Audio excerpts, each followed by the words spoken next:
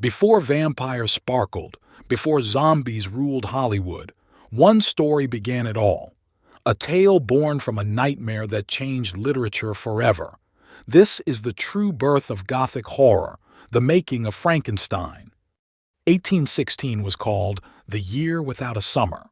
Volcano ash covered the skies, storms raged endlessly, and Europe fell into darkness. In a lakeside villa in Switzerland, a group of young writers took shelter from the storm. Lord Byron, Percy Shelley, Mary Godwin, and her stepsister Claire Claremont. It was here, trapped inside, that Gothic horror was about to be reinvented. To pass the time, Lord Byron suggested a contest. Let each of us write a ghost story. The group loved the idea, but 18-year-old Mary Godwin struggled. She had no story, no inspiration, nothing, until one night. The nightmare that changed literature. Mary couldn't sleep. Her imagination raced. She had a nightmare, one she later described as so vivid it seized me with a fright. In the dream, she saw a pale student kneeling beside a lifeless body, machines flickering, a creature opening its yellow, haunting eyes. She awoke terrified, and Frankenstein was born. Contrary to popular belief, Frankenstein is not the monster. Frankenstein is the scientist. The creature is never given a name. This was intentional. Mary wanted the monster to represent every fear society hides: fear of the unknown, fear of scientific power, fear of being rejected, fear of ourselves. This era was defined as the science, death, and the age of discovery.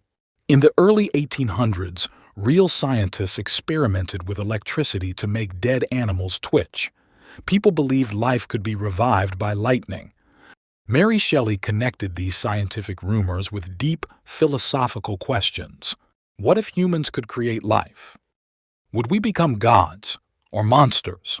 Frankenstein became the first true science fiction novel, disguised as Gothic horror. Should we call it a monster born from society?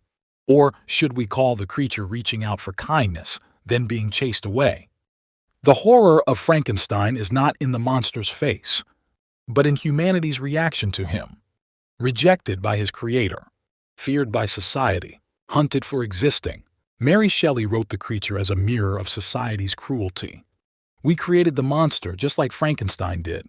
And in this end part, let's talk about the birth of Gothic horror. With its themes of death, science, ambition, and isolation, Frankenstein marked the true birth of Gothic horror. It set the blueprint for every dark story that followed: Dracula, Jekyll and Hyde, modern horror films, even today's sci-fi, or the creature walking alone into the wilderness. Mary Shelley was only 18 when she wrote it. But her nightmare became a legend, because sometimes the most terrifying monsters are the ones we create ourselves in our imagination. Tell me in comments section, how do you think when you imagine something to create and what people reacted to it? Thank you for watching. Peace.